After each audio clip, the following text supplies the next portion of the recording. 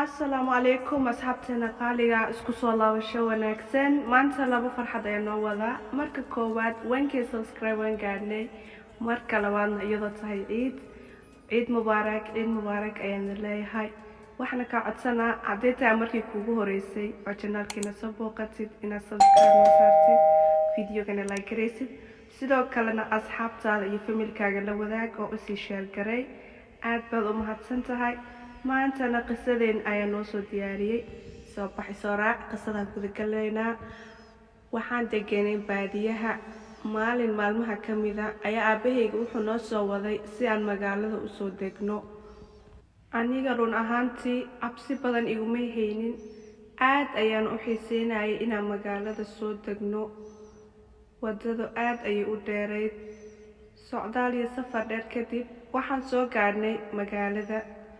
magaaladana runta aad ayay u qurux badneyd magaalada waxaa ku yaalay dabaqyo aad u dhaadheer oona aad u qurux badnaa laakiin anaga meesha aan deganayn dhibka ka jira ayaa wuxuu ahaa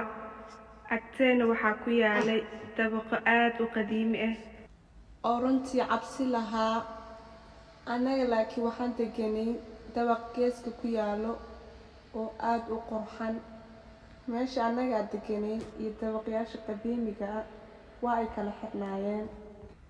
aabahayga markuu guriga i keenay telefishinka ayuu ii shiday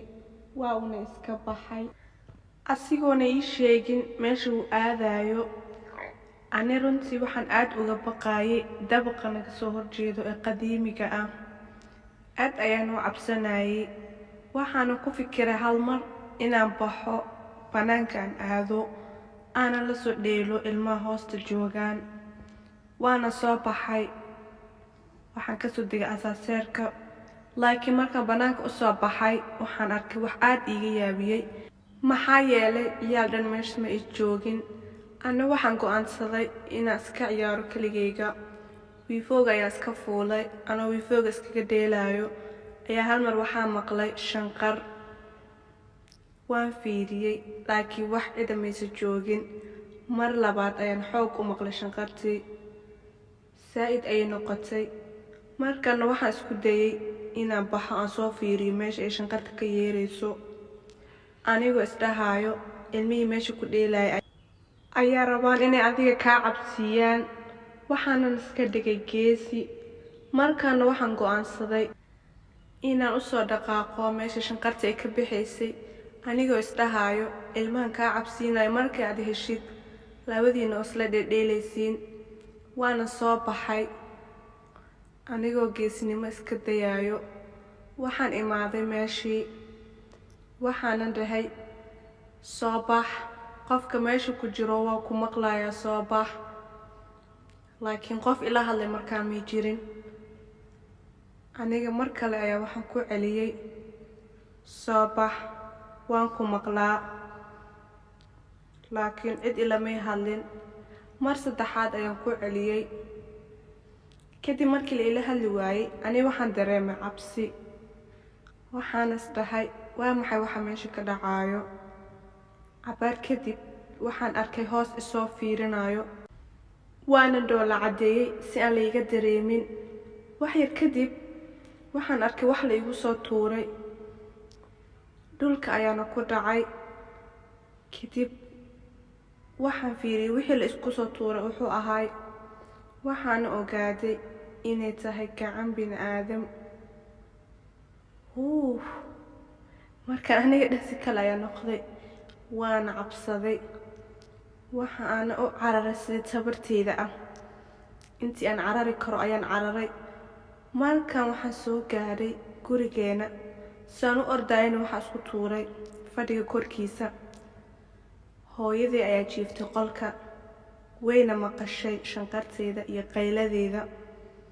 hooyadeena waxay bilowday inay soo kacdo ulna isoo qaadato waxay ugu dhahday maxaad la qaylinaysaa ana waxa u sheegay wixii meesha ka dhacay anigoo u sharaxaayo laakiin imaysa aaminin hooyadeeda usha ayay igu tuntay tanoo dhanna waxay ahayd aniga waxaan gacanteeda kusoo kasbaday waana shalaayay runtii waxaan isdhahay maxaa banaanka kuu saarayay laakiin waxaan soo arkay may ahayn wax beena, indhihiisa guduud ayay ahaayeen. Markii aan weynaaday ayaan waxaan isku dayay in aan Google-ka ka fiiriyo iyo social media ayaan ka raadiyay meeshaan iyo taariikhdeeda. waxaana ogaaday in meeshaan lagu dilay caruuro badan ilaa iyo haddana aan la ogeyn qofka dilay. laakiin aniga waan arkay qofkaas. wuxuu ahaa qof mask bakeelo wato, dhar jeexjeexan ayuu watay, sidoo kalena wuxuu watay minshaartaas oo uu dadka si arxan dara ugu jarjari jiray, kadibna wuxuu ku juban jiray jawaankiisa, sidaas ayuuna ku qaadan jiray. qisadeena maantana intan ay noogu eg tahay. waad ku mahadsantihiin sida quruxda badan aad ii dhegaysatiin. insha allah waa fiidiyoga noo xigo iyo caafimaad qab. mar labaad waxaan idin leeyahay mar saddexaad ciid mubaarak. wassalaamu calaykum.